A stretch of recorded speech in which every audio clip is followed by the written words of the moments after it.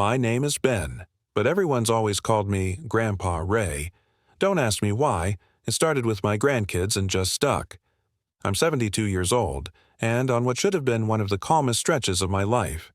Years after retirement, with nothing left to prove, everything unraveled without a single argument. I didn't find out through a confession. I didn't find out through a warning. I found out by accident. One envelope, one line of text I wasn't meant to read too closely, and suddenly, a debt I'd never agreed to. Had my name on it. The signatures were mine. The decision wasn't. When I asked questions, I got smiles.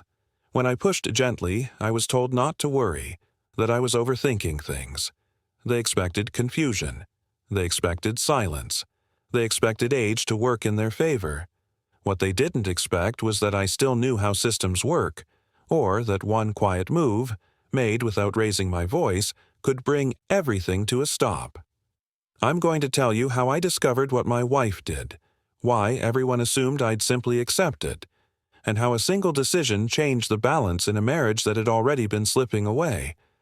But before I begin, tell me this, where are you watching from today? I read every comment. To everyone who keeps coming back, thank you.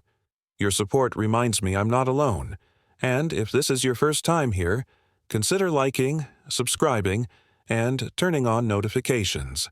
This isn't just a story about money, it's about trust, and what happens when it's taken without permission. Now, let me tell you my story. The envelope came on a Thursday. Not certified mail, not marked urgent, just a plain white business envelope mixed in with the electric bill and grocery store circulars. I almost threw it away. My wife, Nina, had already gone through the mail that morning. She always did, sorting everything into neat piles on the kitchen counter. Bills in one stack, junk mail in another. Anything important she'd handle. This envelope was in the junk pile. But something made me look twice. Maybe it was the return address. Crestview Financial Solutions. Maybe it was the way my full name was typed across the front.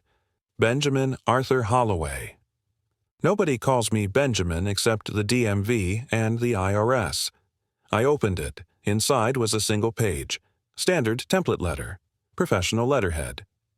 Dear Mr. Holloway, this is a courtesy notice regarding your personal loan account, your 847-29384. Your next payment of $1,847 is due on the 15th of this month. As always, you may make your payment online, by phone, or by mail. I read it 3 times. Personal loan account. $1,847 payment. I didn't have a personal loan. I walked into the kitchen where Nina was chopping vegetables for dinner. She looked up and smiled, the same smile I'd been seeing for 46 years. Everything okay, honey?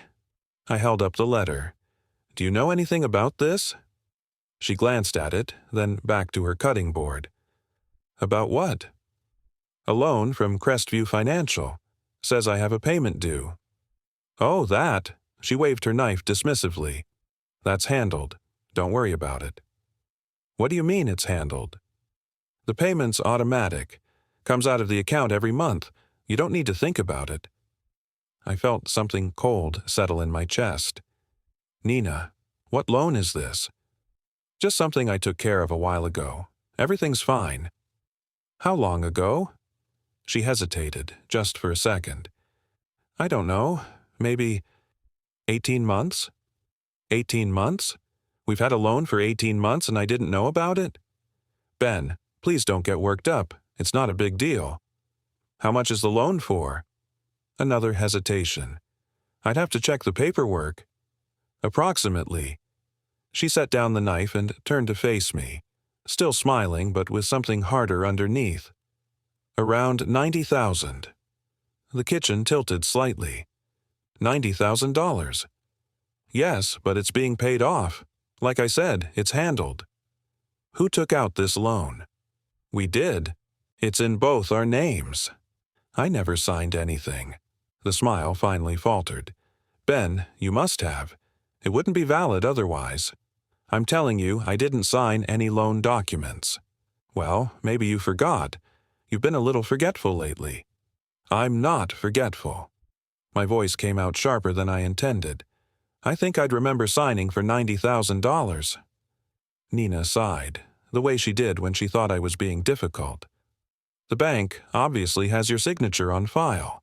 They wouldn't have approved it otherwise. Can we talk about this after dinner? I'm in the middle of cooking. What was the loan for? Does it matter? It's done. It's being repaid. Why are you making this into a crisis? Because I want to understand why my wife took out a $90,000 loan without telling me. She turned back to the cutting board. It was for my mother. She needed help. Nina's mother, Violet, lived in Arizona with Nina's sister, Ruby. I'd met her exactly 4 times in 46 years. She'd made it very clear at our wedding that she didn't approve of me, and we'd maintained a polite distance ever since. What kind of help? Medical expenses, end-of-life care, things Medicare doesn't cover. Your mother died 2 years ago, which is why I needed the money 2 years ago. Nina's voice had gone tight. Ben, I really don't want to relitigate my mother's final months. It was a difficult time. I did what I had to do. By forging my signature? I didn't forge anything.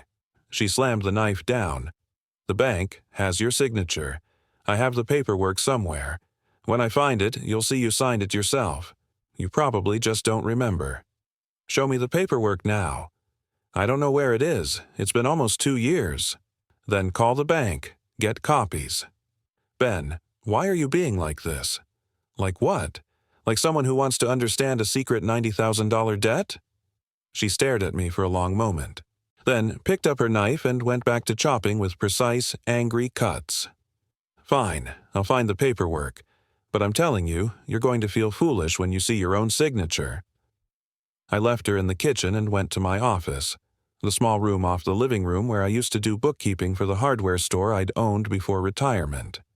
I logged into our bank account, the one we'd shared for decades, the one I checked weekly out of habit, even though Nina handled most of the day-to-day finances now. I looked at the transaction history. There it was. Every month for the past 22 months, a withdrawal of $1,847 to Crestview Financial Solutions. I'd seen it before, multiple times, but I'd never thought to question it because Nina handled the bills. I'd assumed it was a car payment or insurance or something legitimate she'd told me about and I'd forgotten. But I hadn't forgotten. I'd never known. I scrolled back further, looking for the original deposit, the $90,000 that must have come in when the loan was disbursed. It took me 20 minutes to find it because it hadn't gone into our primary account. It had gone into a secondary account. One I didn't have access to. One that only showed up when I clicked through to View All Linked Accounts. An account opened in Nina's name 2.5 years ago. The deposit was there. $90,000 on March 15th, 2 years prior, and then, over the following 8 months, a series of withdrawals, $30,000 to Violet Hutchins, $25,000 to Ruby Hutchins, $15,000 to Nina Holloway, personal. The rest scattered across smaller payments. Medical bills, yes, but also home repairs, travel, shopping. My wife had taken out a $90,000 loan in my name, deposited it in a secret account, and spent most of it on her mother and sister, with a comfortable portion kept for herself. And she'd expected me to never find out, or, if I did find out, to be too old, too trusting, or too tired to do anything about it.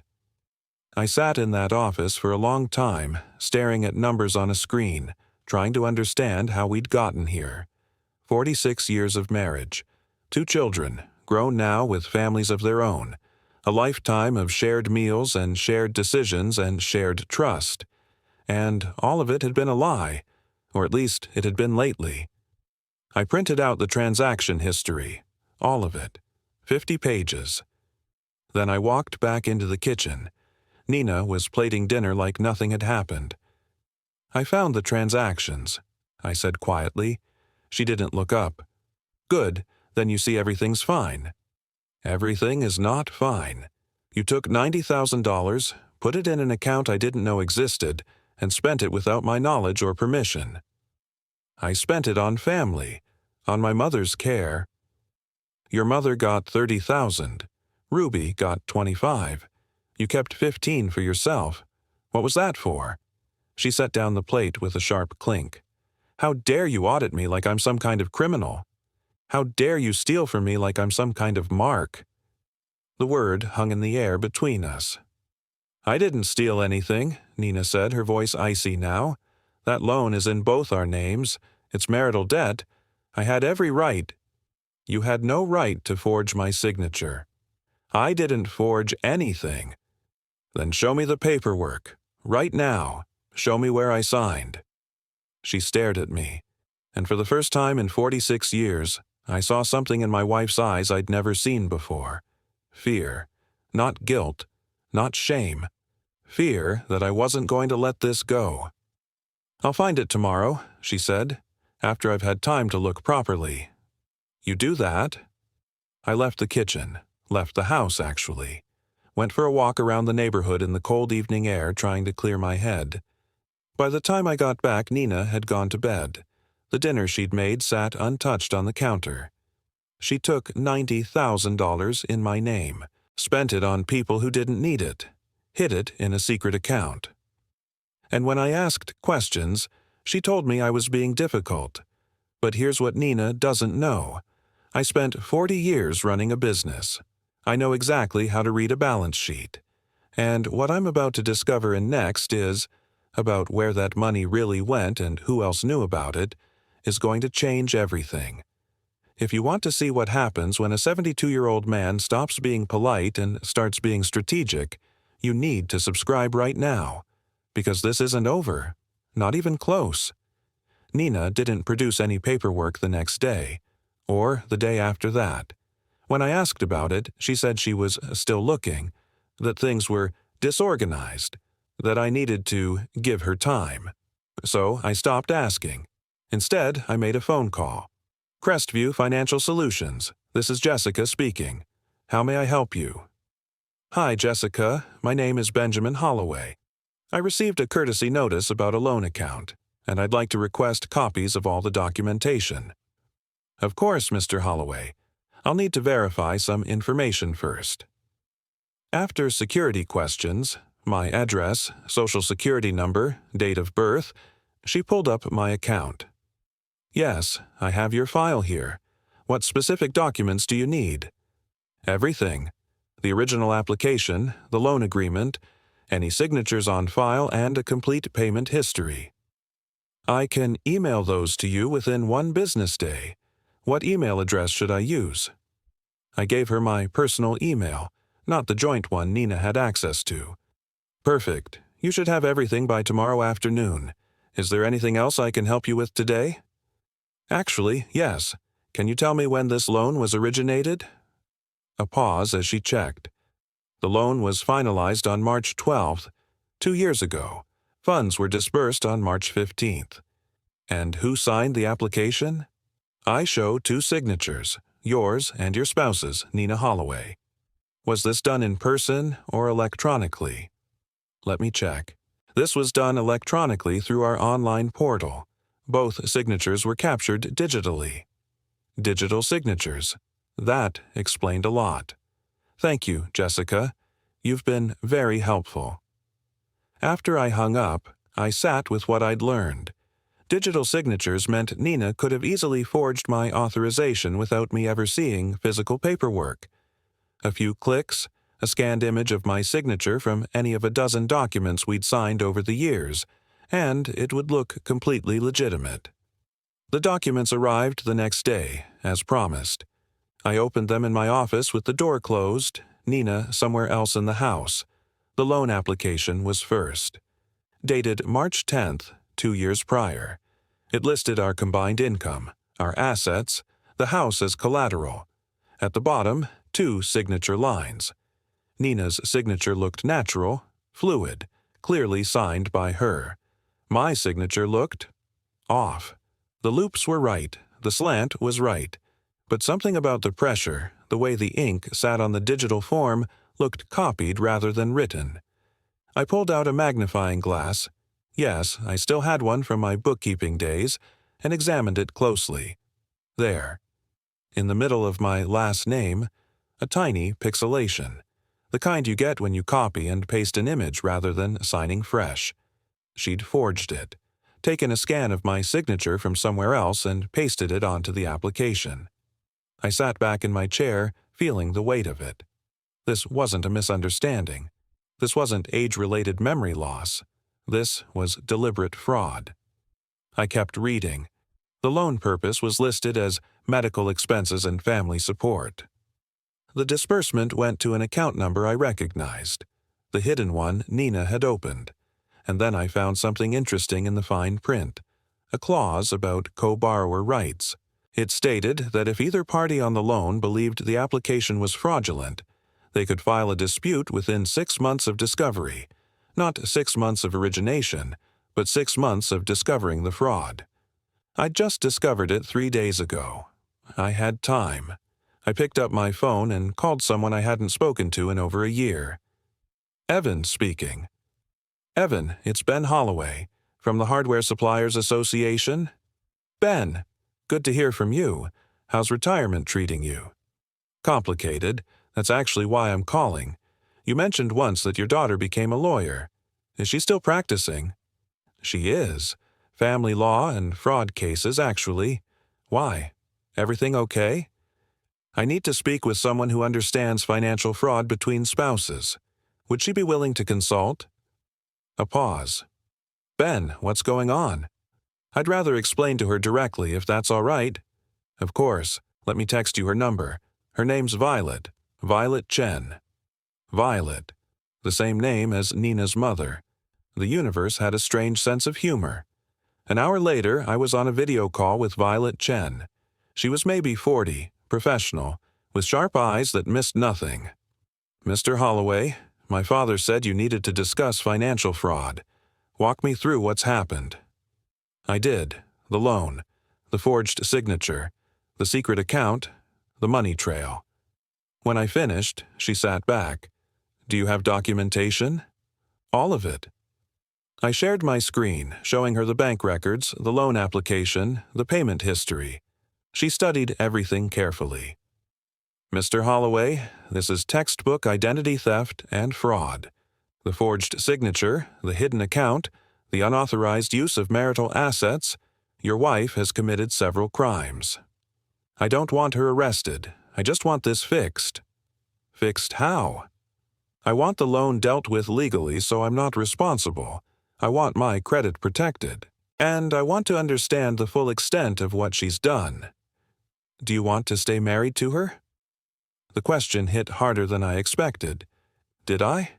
46 years, 2 kids, a lifetime of memories, but also a woman who'd looked me in the eye and lied, who'd stolen from me, who'd expected me to be too old or too trusting to notice.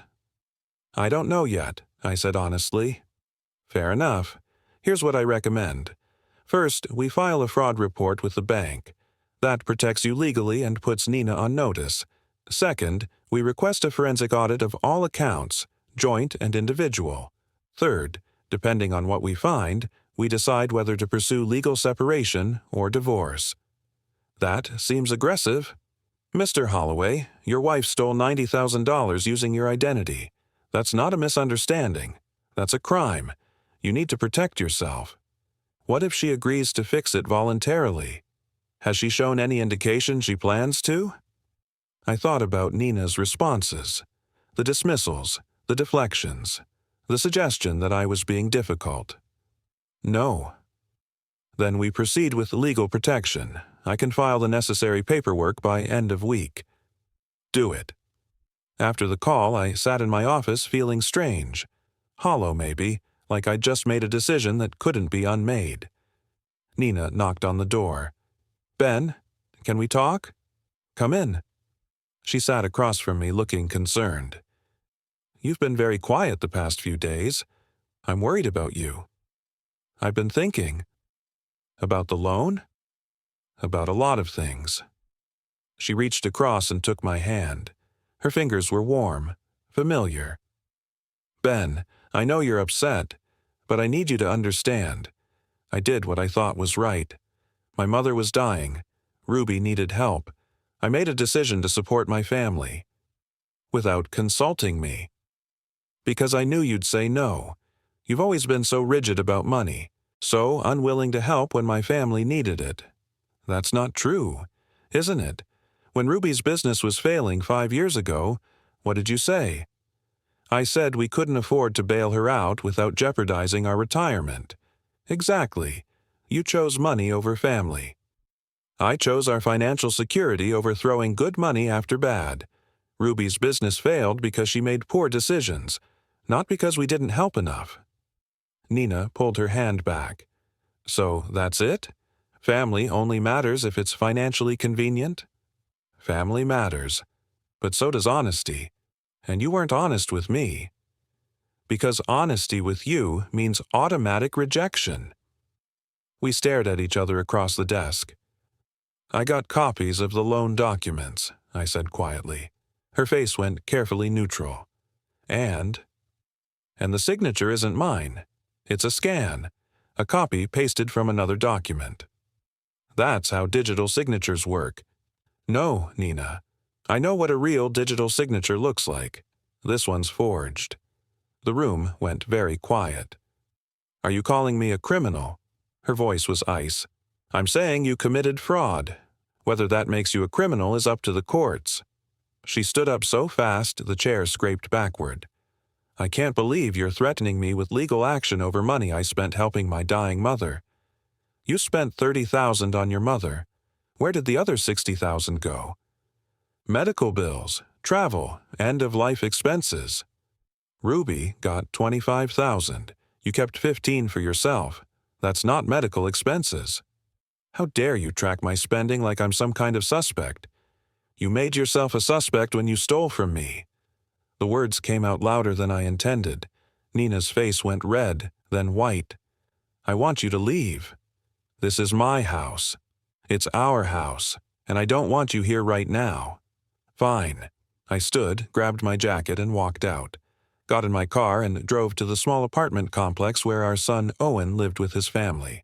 When he opened the door and saw my face, his expression shifted immediately. Dad? What's wrong? Can I come in? I need to talk to you about your mother. Owen's kitchen was small and cluttered with the evidence of 3 young children, cereal boxes, art projects, a pile of permission slips waiting to be signed. His wife, Ivy, made coffee while Owen sat across from me at the table, his face growing darker with every word I spoke. Dad, are you telling me Mom took out a loan for $90,000 without telling you? And forged my signature to do it. Jesus. He ran his hands through his hair. Does she know you know? She knows. She's claiming I'm overreacting, that it was for her mother's care, and I should just accept it. Ivy set down coffee mugs with controlled precision. Did Grandma Violet even need that much money? That's what I'm trying to figure out. I pulled out my phone and showed them the transaction history. $30,000 went to Violet, $25,000 to Ruby, $15,000 stayed with your mother.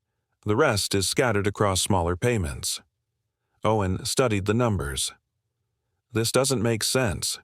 Grandma Violet had Medicare, and she died in a nursing home that was covered by her insurance. I remember Mom complaining about the paperwork. So where did the $30,000 go? I don't know, but Owen hesitated. Dad, there's something you should know about Aunt Ruby. What about her? Last year at Thanksgiving, she was bragging about buying a vacation condo in Florida, said she'd gotten a windfall that let her invest in property. The timeline clicked into place. $25,000 to Ruby, 18 months ago. A condo purchased around the same time. Did she say where the windfall came from? She was vague, said something about family coming through when it mattered. Owen's jaw tightened. Dad, do you think Mom gave Ruby that money to buy property? I think your mother took out a loan in my name and distributed it to her family like she was running her own private charity. What they did with it, I'm still figuring out. Ivy sat down, her lawyer instincts clearly kicking in. Ben, you need to document everything, and you need to talk to your other kids. If this is part of a pattern. What pattern? Financial abuse of elderly spouses. It's more common than people think. One partner takes advantage of the other's trust or cognitive decline to redirect assets. I'm not in cognitive decline. I know that. But does Nina? Or is she counting on people assuming you are? The question sat heavy between us. Owen reached across and gripped my shoulder. Dad, what do you need from us? I need to talk to your sister. Does Ella still live in Phoenix? Yeah, about 20 minutes from Aunt Ruby, actually. They have lunch pretty regularly. Can you call her? Tell her I need to speak with her? Tonight, if possible. Ella video called at 9 p.m., her face pixelated but concerned. Dad, Owen said there's some kind of emergency. I walked her through everything, more slowly this time, watching her reactions. She was quiet for a long moment after I finished. Dad, I need to tell you something, but you're not going to like it. My chest tightened. Tell me. Last year, Aunt Ruby asked me to witness some documents for Mom. Said they were updating their estate planning and needed an extra signature. What documents? I didn't read them closely. Ruby said it was just standard power of attorney stuff in case anything happened to you. I signed as a witness and notary. Ella, what did you sign? I don't know. I was at Ruby's house for a visit, and she pulled out these papers and asked me to help. I trusted her. I trusted Mom. Her voice cracked. Did I help them do something illegal? I don't know yet, but I need you to remember everything you can about those documents. They were official-looking, multiple pages. There were signature lines at the bottom. Mom signed, you supposedly signed, and I witnessed. Did my signature look like it was done in person? She thought hard. No. Now that you mention it, it looked printed, like it was already there when I got the papers. Another forged signature, another document I'd never seen. Ella, do you still have access to Ruby's house? I have a key. She gave it to me for emergencies. I need you to go there when she's not home. Look for paperwork, files, anything related to me or your mother's finances. Dad, that's breaking and entering. You have a key and permission to be there in emergencies. This qualifies. I paused. Sweetheart, I think your mother and aunt have been planning this for a long time. I need to know what else they've done. Okay. Her voice was small. Ruby teaches yoga on Tuesday and Thursday mornings. I could go then. Be careful. Take photos of everything, but don't take any documents. I don't want them to know we're investigating. After we hung up, I sat in Owen's guest room. He'd insisted I stay the night, and tried to piece together a timeline. 2.5 years ago, Nina opens a secret account. 2 years ago, the loan is taken out with a forged signature. Money is distributed to Violet, Ruby, and Nina herself. 1 year ago, Ruby buys property. Ella witnesses documents she doesn't understand. 3 days ago, I accidentally discover everything. What else had happened in those 2.5 years that I didn't know about? Tuesday morning, Ella texted, I'm inside. Oh my God, Dad, there's a whole filing cabinet labeled with your name. My phone rang 30 seconds later. Dad, you need to see this. I'm taking pictures of everything. For the next 20 minutes, my phone buzzed with incoming images. Documents. Lots of documents. Copies of our mortgage deed with annotations in Ruby's handwriting. Printouts of my pension statements. A notarized power of attorney, supposedly signed by me, giving Nina full control of my financial decisions in case of mental incapacity. A draft will it left everything to Nina, with specific bequests to Ruby and her children. Dated 6 months ago, with my signature at the bottom. I'd never signed a new will. Ella, send everything to this email address. I gave her Violet Chen's contact. Then get out of there. Dad, what are they planning? I don't know, but I'm going to find out. I called Violet Chen immediately. She answered on the first ring. Mr. Holloway, I was just about to call you. I got the forensic audit results from the bank. What did you find? Your wife has been systematically moving money out of your joint accounts for 3 years. Small amounts, 500 here, 1,000 there, into that hidden account. The total is approximately $47,000 beyond the loan. I felt sick. So she's stolen over $130,000 total, at minimum. And, Mr. Holloway, there's something else. I found a credit card application from 6 months ago. In your name. The card has a $15,000 balance on it. I don't have any credit cards. According to Capital One, you do. It's been used for purchases in Arizona, specifically in Ruby's zip code. Ruby had a credit card in my name. Nina had power of attorney documents with forged signatures. They had a fake will ready to go. They're setting me up, I said slowly. They're positioning themselves to take everything if something happens to me. Or if they can declare you mentally incompetent, Violet said grimly. That power of attorney document your daughter found? If 2 doctors sign off that you're not capable of managing your affairs, Nina can activate it. And given your age, finding cooperative doctors wouldn't be hard. What do I do? We move fast. I'm filing fraud reports on everything. The loan, the credit card, the forged documents. I'm also filing for an emergency restraining order preventing Nina from accessing any of your accounts or making financial decisions on your behalf. She's going to know I'm coming after her. Good, let her know. Sometimes the best defense is an overwhelming offense. After I hung up, I sat in my car outside Ruby's house. Ella had given me the address, and tried to absorb what I'd learned. My wife of 46 years hadn't just stolen from me. She'd built an entire infrastructure to take everything I'd ever worked for, and she'd recruited her sister to help. The question now wasn't whether to fight back. It was how hard. I didn't go home. Instead, I drove to a FedEx office and printed every single document Ella had photographed. Every bank statement Violet had sent me. Every piece of evidence of what Nina and Ruby had done. Then I put it all in a folder, a thick one. And I drove to Ruby's house. She answered the door in yoga pants and a tank top, a green smoothie in her hand. Ben, what are you doing here? We need to talk. You, me, and Nina. Nina's not here. Call her. Tell her to come over. Now. Something in my voice made her step back. Is everything okay? No, Ruby. Everything is not okay. She made the call. 15 minutes later, Nina's car pulled into the driveway. My wife got out looking confused and irritated. Ben, what's going on? Ruby said you demanded a meeting? Inside, I said. Both of you. We sat in Ruby's living room, them on the couch, me in the chair across from them, the folder on my lap. I'm going to tell you what I know, I began, and then you're going to tell me the truth, all of it, or I'm going to the police today. Nina's face went pale. Ruby set down her smoothie. 2.5 years ago, Nina opened a secret bank account without telling me.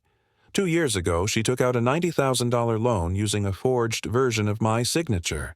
The money was distributed to Violet, to Ruby, and to Nina herself.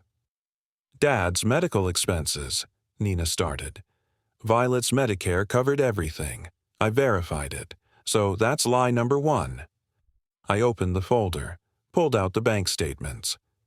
Ruby used $25,000 to buy a vacation condo. Nina kept $15,000 for personal expenses. That's theft, not charity. You can't prove, Ruby began. I can prove all of it. Bank records, property records, everything. I pulled out more papers. Then there's the credit card Ruby opened in my name 6 months ago.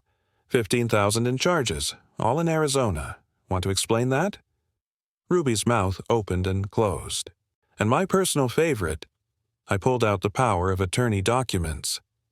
The forged legal paperwork giving Nina control of my finances if I'm declared mentally incompetent, which I'm betting was the next phase of your plan. Nina stood up. I don't have to listen to this. Sit down, I said quietly, or I walk out this door and straight to the police station. She sat. Here's what's going to happen, I continued. Ruby, You're going to sell that condo and return every penny to me. The credit card in my name gets paid off immediately, by you, and then closed. Any other accounts, cards, or documents with my name on them that I don't know about, you're going to disclose right now. And if I don't, then I file fraud charges. You go to jail. You lose your yoga studio, your house, everything. Your choice." She looked at Nina, who was staring at her hands. "Nina, you're going to sign paperwork surrendering any claim to my pension, my assets, and our house. We're getting divorced. I'm keeping everything I came into the marriage with plus half of what we built together. You get the other half and nothing more." "You can't do this." "I can. I have a lawyer. I have evidence. And I have every right to protect myself from a spouse who's been systematically robbing me. I was helping my family. You were stealing from yours." The words came out louder than I intended. 46 years, Nina. 46 years I trusted you, worked with you, built a life with you, and you repaid that by forging my signature and plotting to take everything I have. You never would have helped if I'd asked. So you didn't ask. You just took. I stood up. "You have 72 hours to agree to my terms. After that, I file criminal charges against both of you. Choose wisely." I walked out, leaving the folder on the coffee table. Behind me, I heard Ruby say, "Nina, what do we do?" And my wife's response, "I don't know." They took 68 hours. On the third day, Violet Chen called me. "They've agreed to everything. Ruby's listing the condo. Nina's signed the separation agreement. The credit card will be paid off by end of week." "And the other documents? The fake will? The power of attorney?" "Nina's lawyer has confirmed those are being destroyed, and she's signing an affidavit that they were created without your knowledge or consent." I sat in Owen's guest room. I still hadn't gone home, and felt nothing. No victory, no satisfaction, just exhaustion. "What happens now?" I asked. "Now we finalize the divorce, divide assets. You move forward." "That's it?" "That's it." She paused. "Mr. Holloway, I know this isn't the ending you wanted." "No. I wanted my wife to be who I thought she was." "I'm sorry." "Me too." The divorce was finalized 8 weeks later. I kept the house, my pension, and my dignity. Nina got half our savings, her own pension, and an apartment across town. Ruby sold the condo at a loss but paid me back every penny. The credit card was closed. The forged documents were destroyed. And I was alone. The house felt different after Nina left. Not quieter. It had always been quiet. But emptier in a way I couldn't quite name. Like someone had removed furniture I didn't know I'd been leaning on. I went through the motions. Made coffee in the morning. Read the newspaper. Watched the news. But everything felt performed. Like I was acting out the role of a retired man living alone, rather than actually being one. Owen called every day. Ella flew in for a weekend. They were worried, I could tell. Watching for signs that I was falling apart. I wasn't falling apart. I was just adjusting. 3 months after the divorce was finalized, I got a letter. Not from Nina. From Violet, my mother-in-law, Nina's mother who'd been dead for 3 years. Except she wasn't dead. The letter was postmarked from Arizona, written in shaky handwriting on floral stationery. "Dear Ben, you don't know me well, and I don't blame you for that. I wasn't kind to you when you married my daughter. I thought you weren't good enough for her. I was wrong about that, and about many things. I'm writing because I need you to know the truth about the money. The $30,000 Nina said she gave me for medical expenses? I never received it. I didn't know about any loan until Ruby told me last month after everything fell apart. Nina told me she was setting aside money in case I needed care someday. She said you'd agreed to it. I believed her because I wanted to believe my daughter was thinking of me. But I never saw a penny. And when I asked Nina where the money was, she said she'd invested it on my behalf, and I'd get it when the time was right. I'm 91 years old. There is no right time. There's only now. I'm sorry for whatever pain my daughters have caused you. You deserved better. Violet. I read the letter 3 times. Nina hadn't given Violet $30,000 for medical care. She'd kept it, or spent it, or hidden it somewhere. The loan amount had been $90,000. 25 to Ruby, confirmed, used for the condo. 15 to Nina, confirmed, kept in her hidden account. But the $30,000 to Violet? That was $50,000 unaccounted for. I called Violet Chen, my lawyer. We need to look at Nina's accounts again, I said. All of them. There's money missing. It took 2 weeks, but Violet found it. Not in a bank account. In investments. Nina had opened a brokerage account 18 months ago, right around the time she took out the loan. She'd deposited $45,000 and invested it in dividend stocks and bonds. The account was now worth $53,000. She was building a nest egg, Violet explained, separate from marital assets, using money she stole from you. Can we recover it? Legally, it's complicated. The divorce settlement didn't include this account because we didn't know it existed. We'd need to reopen the case, prove the source of funds was fraudulent, and petition the court. How long would that take? Months, maybe a year, and it's not guaranteed we'd win. I sat with that information, feeling the weight of it.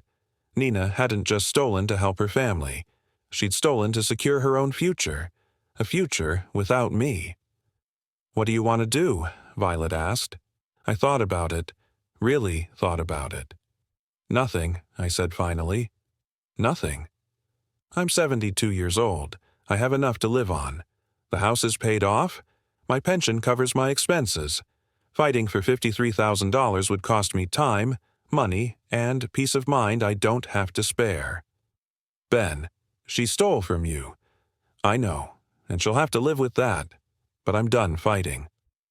A month later, I saw Nina at the grocery store. She was in the produce section, examining tomatoes with the same careful attention she'd always given them.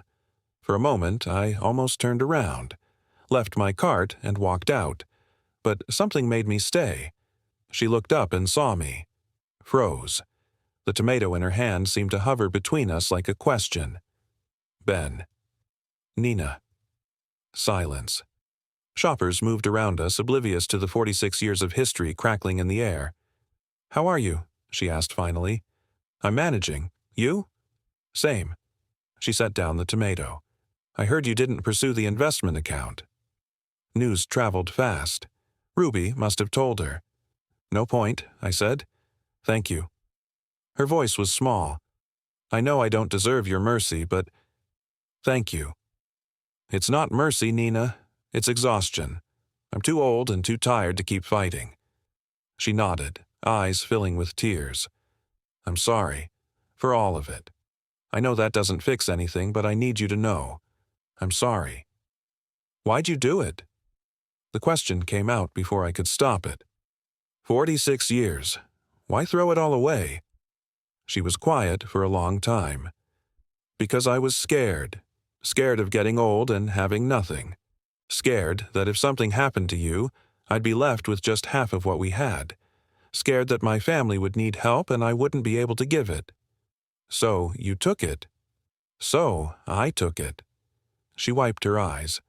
I told myself I was being practical, that you'd never miss it, that I was securing our future, my future. But really, I was just taking, and I couldn't stop. Did Ruby know from the beginning? No. She knew I'd gotten money from somewhere, but I didn't tell her about the loan until later. By then, she was complicit. Nina's hands twisted together. I destroyed everything, didn't I? Yes. Can you ever forgive me? I looked at this woman I'd spent most of my adult life with. The woman who'd raised our children, shared our bed, made thousands of meals in our kitchen. The woman who'd forged my signature and stolen my money. I don't know, I said honestly. Maybe someday, but not today. She nodded. That's fair. I started to walk away, then turned back. Nina, your mother wrote me a letter. Her face went white. What? She's not dead. And she never got the 30,000 you said you gave her. Ben, I can explain. I don't want to hear it. I just want you to know. I know. All of it. Every lie. I left her standing there among the tomatoes, tears running down her face. That night, I called Owen. Dad, everything okay? Yeah, I wanted to tell you I'm okay. Really okay. Are you sure? I saw your mother today. We talked, and I realized something. What? I'm not angry anymore. I'm not sad. I'm just done, and that feels like progress. Owen was quiet. Then, I'm proud of you, Dad. For what? For protecting yourself, for standing up for yourself, for not letting them destroy you. I didn't have a choice. Yeah, you did. You could have accepted it, let them get away with it. But you didn't. That took courage. After we hung up, I sat in my quiet house and realized he was right. I'd been a victim. Then I'd become a fighter. Now I was just me, Ben, Grandpa Ray, a 72-year-old man who'd survived something he never saw coming. And that was enough. 6 months after the divorce, I did something I hadn't done in years. I joined a book club, not because I particularly loved reading, though I didn't mind it, but because Owen's wife, Ivy, suggested it, and I realized I'd spent so long being married that I'd forgotten how to be anything else. The book club met Tuesday evenings at the library. 12 people, mostly retirees, arguing about plot holes and character motivations over coffee and cookies someone's daughter had baked. It was ordinary. It was peaceful. It was mine.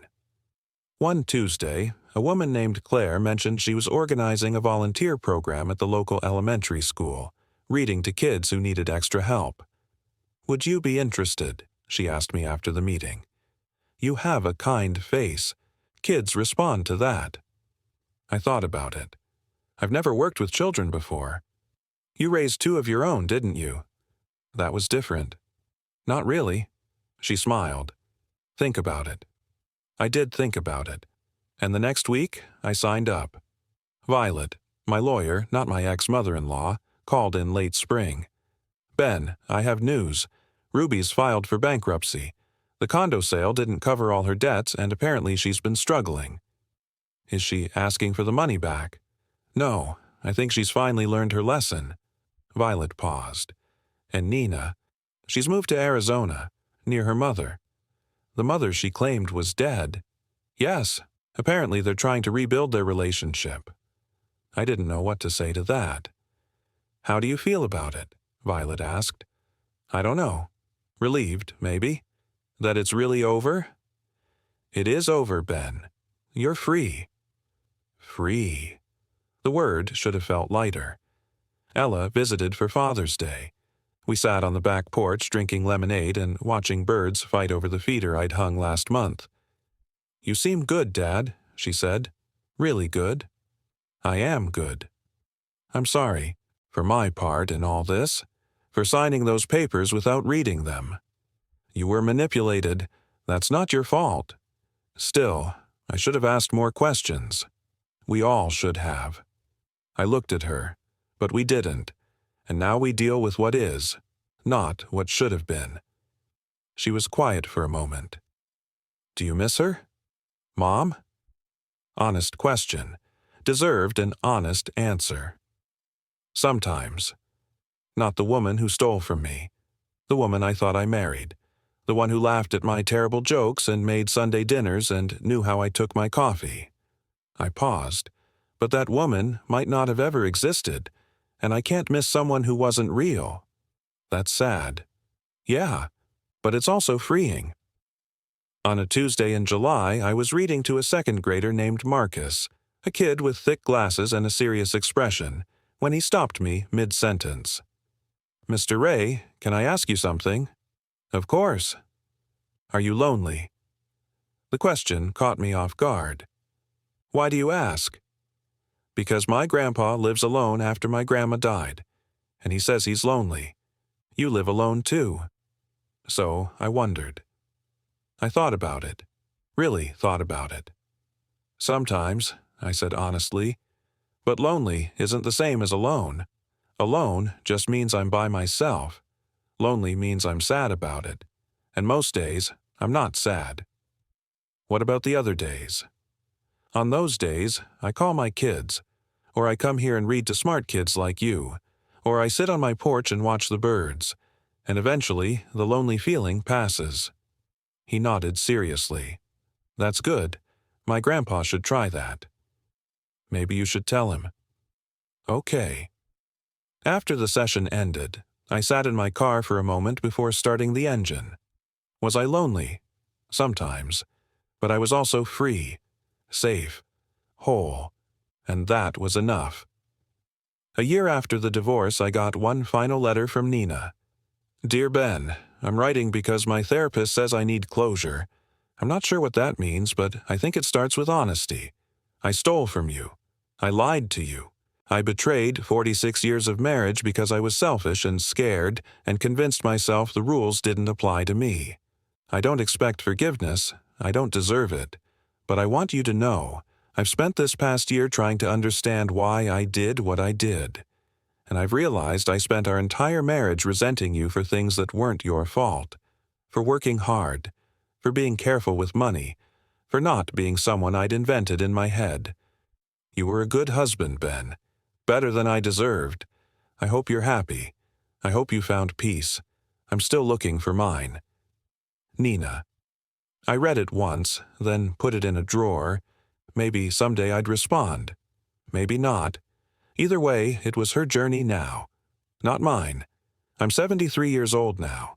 I live alone in a house that's finally, completely mine. I read to kids on Tuesdays. I have coffee with the book club on Thursdays. I video chat with Owen and Ella on weekends. And some nights, I sit on my back porch and watch the sun set over the yard I planted, in the home I protected, in the life I rebuilt. It's not the life I planned, but it's mine. And that's enough. That's my story. From betrayal to discovery to a quiet kind of freedom I didn't know I needed. I didn't get a fairy tale ending. I got something better, the truth, and the strength to survive it. If this story meant something to you, if it reminded you that it's never too late to stand up for yourself, to protect what's yours, to start over, please subscribe. Share this with someone who needs to hear it, and tell me in the comments. What would you have done in my place? Thank you for walking through this with me, for listening, for understanding that some stories don't end with reconciliation. They end with dignity. This is Ben, Grandpa Ray, signing off.